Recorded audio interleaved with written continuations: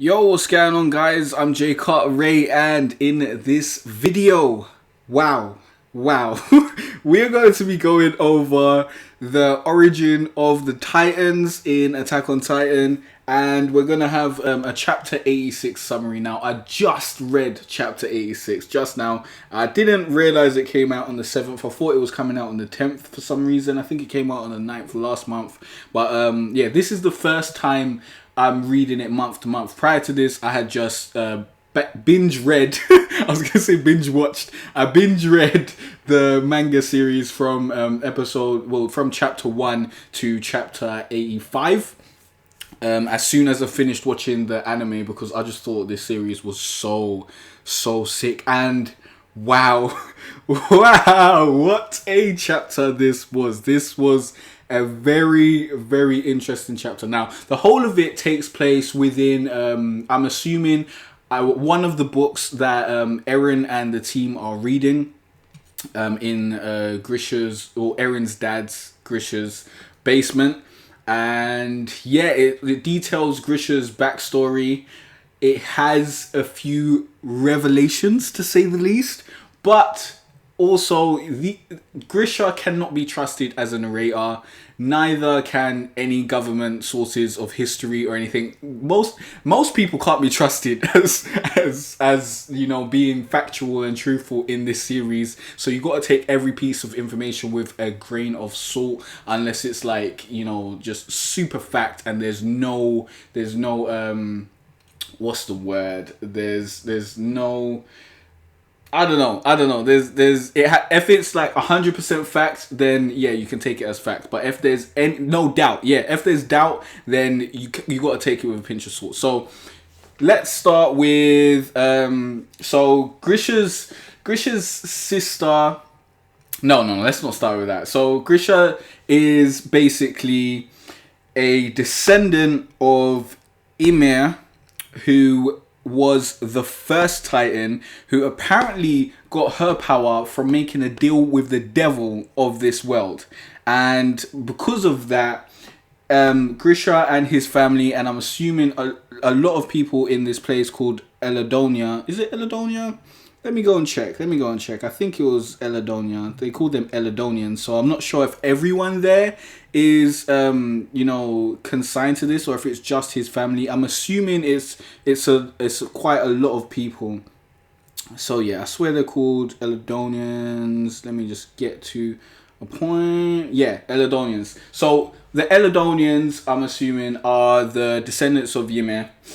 And yeah, Ymir was the first Titan, and through the government's history basically says that Ymir got the Titan power, and then her and her Titan stole the land and assets from the citizens, annihilated them, and forcibly impregnated them in order to increase their numbers. And this ethnic cleansing carried on for 1,700 years. So yeah, they said that yeah, she got the power and then decided that the other citizens were inferior and began to oppress them. However, the past rulers may attempted to bring down Elodia, who had become too powerful and impressive. Their attempts started a war which successfully weakened Elodia. They also took control of 7 out of the 9 Titans and won the 80-year-long Titan War. Now, I'm wondering, how the hell did they take control out of 7 of the 9 Titans? That is a madness. That is wild. How did they accomplish that? I have no clue whatsoever, and I really want to find out. That was not disclosed here. But yeah, even after Ymir's death, her soul was shared amongst the 9 Titans, and the Elodia Empire was established. Elodia destroyed the powerful rulers Mare and became the rulers of this continent. So basically, Ymir and her people them took over. They had the Titan powers. They overthrew the previous government, but now the previous government has taken back power, and they're basically subjugating all the descendants of Ymir to poverty and whatnot. So Grisha is one of these descendants, and he goes out to go see a blimp because he sees it in the sky, and he's like, "Oh, that's amazing." He goes with his sister. He goes outside of the walls, even though his mom tells him not to. And then he runs across some guards, and one of the guards, beats him up. He says, I think he gave him a choice between a beating or manual labor, and I think it was going to be given to his whole family or whatever. But he says, Grisha said, "Yeah, it's my fault. Just give me all the punishment. I forced my sister into it too. Just leave everyone else alone." So he knees him in the stomach and whatnot. And then the other guard says, "Yo, okay, I'll take your sister home." And then, Grisha goes to leave. And then the first guard who beat him up says, "Nah, you might as well stay. Like, you came here to see the blimp. You might as well see the blimp, innit? Because it was landing or whatever." And then the next day, I think, or that night, they found Grisha's sister's body in the river, I think. Let me check. I swear it was in the... It doesn't even matter. They found her body, and obviously he suspects foul play. He thinks that one of the guards did it. And years later, well, no, after that, the guard came to my man's yard and was dissing his dad, like, "Yo, you gotta teach your youth about the history and whatnot. If you ain't teaching him about the history, then you might as well put a noose around your neck." And now, innit, just badding him up, innit. And his dad, you would expect a dad whose daughter just died would be more angry about the situation, but his dad was taking it on the chin, acting like a little bitch. And Grisha, referred to him as a dog. And then his dad gave Grisha all this history, let him know all this sort of stuff. And yeah, he's basically saying, all we can do is stay quiet in this ghetto because, they'll murder us if we do anything else. Like, so we gotta just play by the rules and stay quiet in order to live a meek little life, a meek little existence. And Grisha, he wasn't very happy about this. He was sitting around wondering which side was wrong, which is a big thing about Attack on Titan. Like, there is no good side in Attack on Titan. The good side are the people who think they're good. Like, both sides think that they're good. They think that they're fighting for the right thing. They think that whatever they've been told is the right way, and their way of life is the right thing, and everyone else is, well, the other side is their enemy, and the other side is wrong. But there is no good guy or bad guy. They're both just opposite sides of the same coin. So it's a bit mad. So after that, King Fritz fled for Paradise Island, who with those left of the royal family, and built 3 walls around them. So that's the city that we already know about. However, not everyone left with Fritz, and the rest of the Eladonians were abandoned in Mir, which is the city that Grisha and I guess the rest of civilization are in. It looks... Yeah, I think the little island is just off to the, right, I guess. That seems to be the only thing. I don't know if there's more to this land because it doesn't show anymore. But for some reason, the previous rulers didn't kill the descendants of Ymir. They gave them land and allowed them to live on. I don't understand. I don't understand why they do that at all, to be honest. But that is what happens. And then when Grisha turned 18, he had a patient in his, I think it's his clinic now. He took over his father's clinic, and no, he was feeling indifferently about taking over his father's clinic. So it was still his father's clinic. So he had a patient who was a rebel.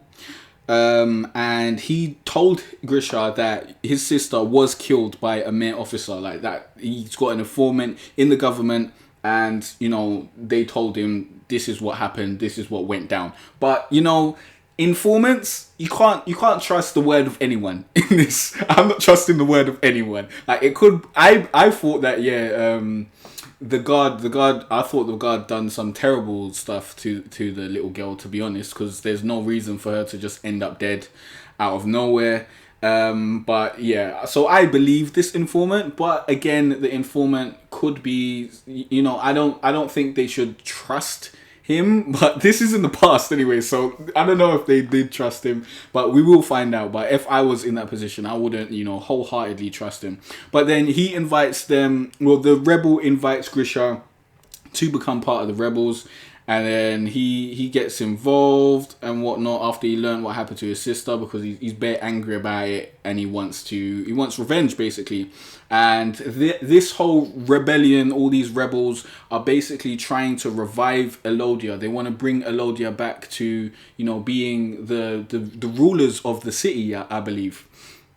So they called the informant within the government Night Owl, and they secretly allowed them to carry out their activities. They sent Night Owl sent them weapons, money, and historical literature that Elodians now had no way of knowing about. And through this historical literature, Grisha looks at it and he's like, "This is the truth. Our progenitor Ymir opened their eyes to the power of the Titans, cultivated the lands, made roads, and built bridges. In other words, Ymir brought riches to their people. They brought wealth to their people and helped develop this continent." But like, he can't read this. He hasn't actually read this. He's just looking at the pictures and saying, you know, this is what this means. So we don't know if this is actually true, because his, like, I don't know if I was going to call him his friend, but his fellow soldier was like, Grisha successfully interpreted this ancient text, and he was like, no, I've yet to understand most of it. But he's just saying, yo, like, this is what it is, because I believe in Ymir. This must be it. We are the chosen children of God, Ymir's people. Like, this, see? They're believing in some sort of ideology that gets them to fight this war. But really, who is the good guy? Who is the person that's right? These guys are just making up things as they go along. This isn't based on fact. However, it could be true. It could be true, but it's not based on fact. We do know that Ymir was the first Titan, and they are descendants of the Titan. Like, those are facts, I think. But this here, that Ymir was this good person who built roads and done all this stuff, not sure if it's fact. So after that, Night Owl sent someone. They sent Dana Fritz, who is of the royal lineage. Apparently, King Fritz left to go to the island because he didn't want to fight anymore. He didn't want to fight the war or anything. No. Wait. Did that? Was it because they wanted to fight the war? Let me read this. There were people from the royal family who rejected the idea of fleeing to the island at the end of the Titan, and who stayed on this continent. She was their Dana Fritz was their only remaining descendant, so she's the only one that stayed on the island. That family was waiting for the day when Elodia would rise again, and laying low with the knowledge of the royal family's Titan, which is Rod Reese's Titan that he gave to, well, Freda Reese, I think. Freda Reese is Titan, and I forgot what the guy's name before her was, but you know, that Titan, the progenitor Titan that has the powers. In other words, what she brought to their group was the path to victory, which is what Grisha believed at this precise moment. When comparing it with the Night Owl's leaked information, it became even more clearer. King Fritz's Titan power that lies within the walls, that is what they believe is the key to Elodia's revival. Because they know that the progenitor Titan can control all other Titans, and if they have that power, then they can destroy Ymir again. But even though King Fritz had that power, he fled to the island, apparently because he didn't want to fight. Apparently the Titan War had started when the 145th king inherited the power of the progenitor Titan. Until that point, the 8 clans had spent many years fighting amongst themselves. Despite this, the royal family had always been able to display the progenitor Titan's powers and restore balance to Elodia. However, the 145th king forewent his duty and moved the capital city to the island. So Dana's family disagreed with that decision and became separated from the rest of the royal family. And all of this bullshit basically happened because the king was like, you know what, I don't want to fight with you guys anymore. I don't want to deal with this shit. I just want my own land of peace. We're going to go over there. And Grisha says, let's fight. It's clear what we have to do. We will retrieve the progenitor titan power from the king who fled inside the wall. So he's got his goal. This is what he wants to do. And then, you know, a little while later, he has a child. He has a child, but it's not Eren. It's not Eren, no. It's the child that we saw in the photograph in the last chapter. And that child is Zeke, the Beast Titan. So that child has royal blood in him because he's got Dana's blood. He had a child with Dana. Sorry, I forgot to mention that. And he believes, yo, this child will lead us to victory. And at this time, the world was developing at an alarming pace. It was then that the Elogia revival movement reached a pivotal point. And basically, the government were like, yo, guys, we have to gather some warriors from your so-called Ymir's people, like all the descendants of Ymir. We want a couple of you to be warriors to fight for us, yeah? And that's what's gonna happen because King Fritz is on a madness and we gotta get rid of him basically. So the message was like, they said basically, this time we have received an announcement from the evil King Fritz who fled to Paradis Island that soon Elodia will rule over this world and return this continent to the horrors of the past. In order to destroy this mindless ambition, over the next few years, we will elect warriors from each ghetto and prepare for this. Now, I believe this is probably bullshit. I don't see any reason why King Fritz would send them a message and say that sort of stuff. I think they're just trying to create a way to recruit these guys and brainwash them into working for them so that they can send them to destroy the wall and get rid of King Fritz. I don't know why they care about that, to be honest. I personally, once you win, you should kind of, be cool with winning. You don't need to chase them down and kill every single one of them. So they're trying to pick out young girls and boys from the ages of 5 to 7 and give them a Titan power. And yeah, all the family of the chosen warriors will be named honorary mere citizens and enjoy freedom in the land. So they won't be confined to the ghetto anymore. They won't be subjugated. They'll become citizens, but they're honorary citizens. So they'll still be second class citizens, but I guess higher than what they are now.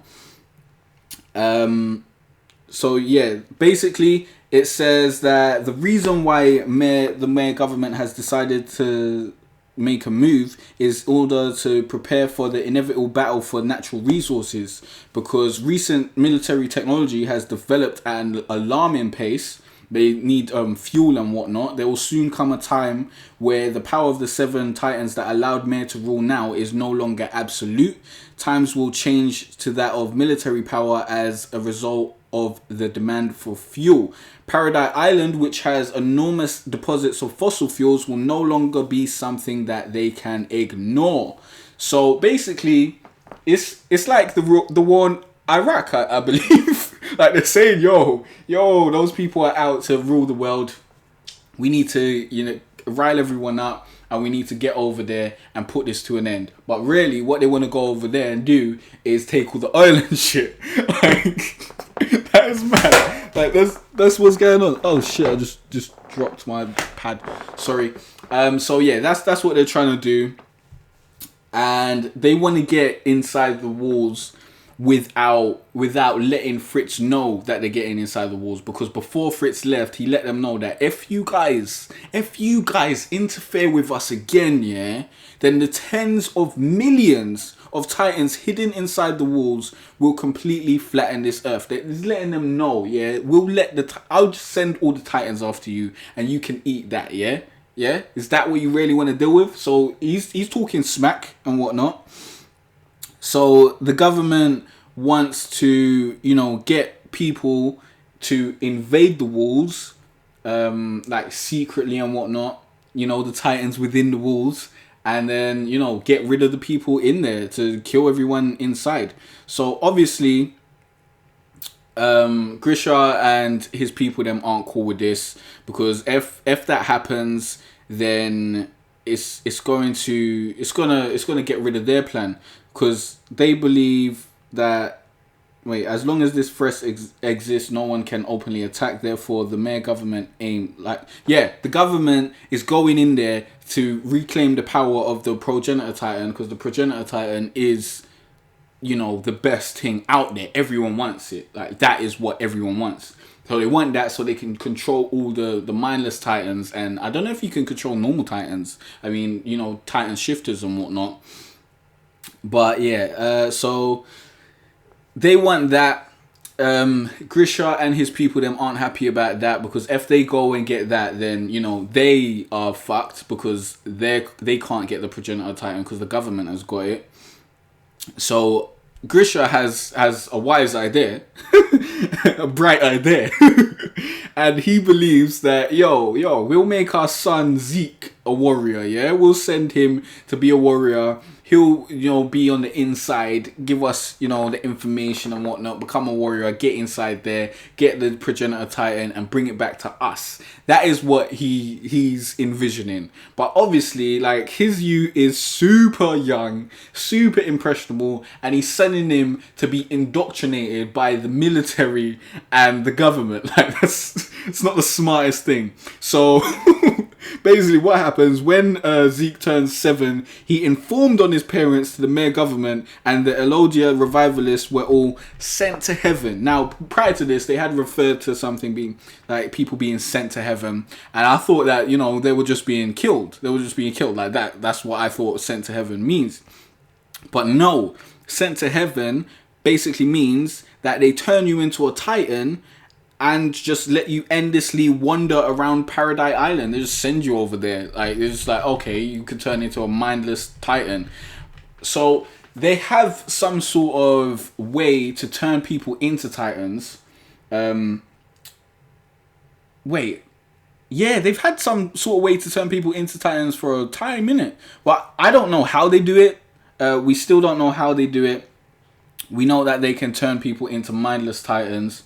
I don't know if there's a limited amount of titan shifters about, or whether, you know, I think there was like 9 or something. There was 9 titans. I think maybe that's the only number of titan shifters, and everyone else is just mindless titans. But it seems that all the other titans that are just out and about are titans that the people of Mir, the government of Mir, have sent to heaven.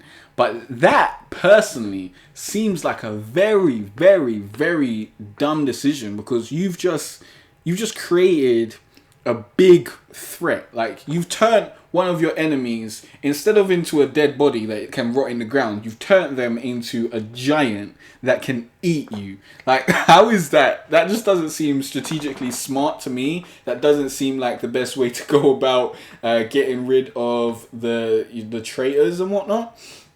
But also, it does kind of, put some pressure on the king and the people in Paradise Island, because they're surrounded by titans, and that's no good, because there's loads of resources out there, so they need to get the resources in order to stay alive and whatnot, because they can't self-sustain in the walls, as far as I know, because they're running out of stuff. So it's mad. It's really mad. I love this chapter. It's very interesting. It leaves us with a lot of questions, but it gives us a few answers. I don't know how Eren and the gang are gonna take this information, what they're gonna do with it. Because he does have the progenitor titan. So maybe in the next chapter, he'll learn how to use it from these books. I don't know. Maybe we'll learn how Grisha became a titan shifter. Because at this point, it's saying that they're going to turn them into a titan and make them mindlessly wander the walls. So if that happens, how does he become the titan shifter? Who does he eat? And how does he get to eat that person? We don't know.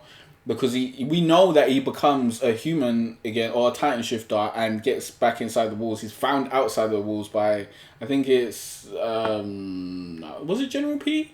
It was someone. It was some sort of soldier.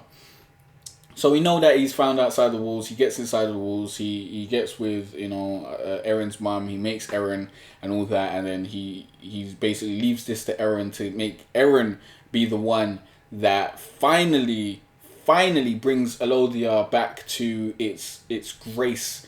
But we don't know we don't know whose story was true. We don't know whether Elodia was a great place or whether it was, you know, a terrible place full of, you know,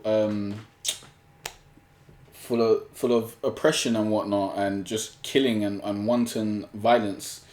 Plus, in the previous chapter, Grisha said how he lives in a place outside the walls where humans live harmoniously and stuff. This doesn't sound like it's harmonious. This doesn't sound cool. This doesn't sound like everyone's happy. I don't know. I don't know where he's going with that. I don't know if he just lied. I don't know if the writers just changed it up and was like, okay, let's keep it moving. Or maybe it became harmonious eventually. I don't know. But I'm really interested to see what is going to happen next. Please leave your comments down below, your theories, whatever you thought about this chapter. It'd be really interesting to see what you guys think, because I really want to get some other opinions on it. And yeah, please hit that like button if you like this video. Also, be sure to subscribe for more videos. And if you want to check out the rest of my Attack on Titan videos, you can click on the playlist on the screen. And I'll see you guys in the next video. Thanks for watching.